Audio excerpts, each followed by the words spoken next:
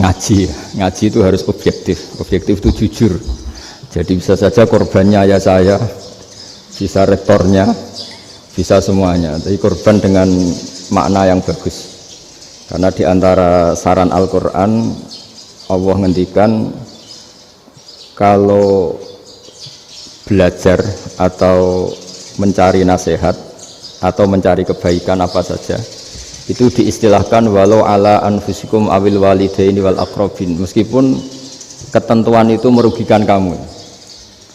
Jadi ketentuan apapun yang merugikan kita, kita harus tetap kaji meskipun itu tidak menguntungkan kita. Karena banyak problem, mulai dulu sebenarnya problem itu orang yang wakam da'in yadda'i annahu da'a ilallah, tapi hakikatnya yad'u ila nafsi. Jadi banyak da'i yang mengklaim dirinya mengajak ke Allah dan Rasul, tapi sebetulnya hakikatnya mengajak ke kelompoknya sendiri. Saya ini termasuk kiai yang masih orisinil. Artinya orisinil gini, suatu saat atau kapan saja saya kok sudah tidak laku jadi kiai, asal Islam jalan tetap senang, karena nggak penting yang populer saya apa enggak, itu tidak penting, yang penting agama ini tetap jalan. Sama, negara ini harus jalan siapapun presidennya. Ya, ini penting saya utarakan karena perbedaan antara nafsu dan komitmen beragama itu tipis sekali. Sehingga dulu pernah ada cerita, ini bukti keadilan Rasulullah SAW. Pernah suatu saat Nabi itu ngaji, yang ngaji seperti ini.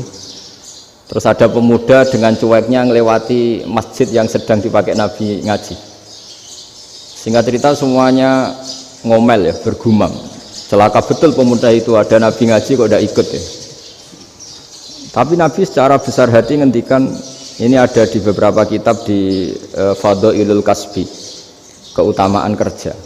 Kata Nabi, pemuda itu mau mencangkul di lahannya. Jika dia mencari nafkah untuk keluarganya, untuk kebaikannya, maka itu bagian dari ajaranku. Jadi Nabi berbesar hati bahwa kerja seperti itu bagian dari ajarannya. Jadi tidak harus datang ke majelis ngaji. Dan bisa saja yang sedang hadir itu ya orang yang dari istrinya minta belanja, dari ngaji terus benar dituntut belanja kan gitu. Mungkin anak-anak UMM yang kesini daripada tengok-tengok yang Malang bosan jalan-jalan ke Rembang gitu. Nah, jadi nggak mesti benar juga niatnya gitu. Jadi ya sama itu. Jadi kalau di dunia kiai yang masih orisinil itu, nafsu itu benar-benar dilatih. Maka masyhur dalam cerita ada orang perang sama Ali radhiyallahu anhu. Ketika perang ini sangat semangat, tapi ketika orang itu meludahi dan Sayyidina Ali ini tersinggung karena diludahi, Sayyidina Ali langsung angkat tangan, sudah perangnya nggak usah diteruskan karena saya marah sama kamu sekarang demi nafsu, karena kamu meludahi saya, padahal saya tadi motifnya demi Allah dan Rasul. Jadi sangat tipis bedanya kita emosi karena diri kita dan emosi karena Allah dan Rasul. Sehingga ketika diludahin ini terus beliau mikir, jangan-jangan perang saya karena saya diludahin.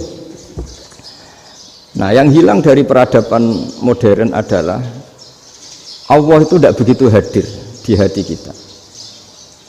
Saya sering cerita di mana-mana, teks hadis itu sebenarnya berbunyi gini, ini hadis sahih. Mangka na yu'minu billahi wal yaumil akhir fal yukrim jarohu. Ada yang fal yukrim jarohu doifahu, ada yang fal yakul khairan aul yasmut. Siapa yang iman dengan Allah dan Rasul maka harus memuliakan tetangganya, memuliakan tamunya. Dulu itu ada seorang ulama dipanggil anak muda, dibully terus sekarang. Wahai kiai, datang ke rumah saya. Datang kiai itu. Setelah sampai ke rumah orang itu, silakan kiai kembali ke rumahnya, saya tidak butuh kiai.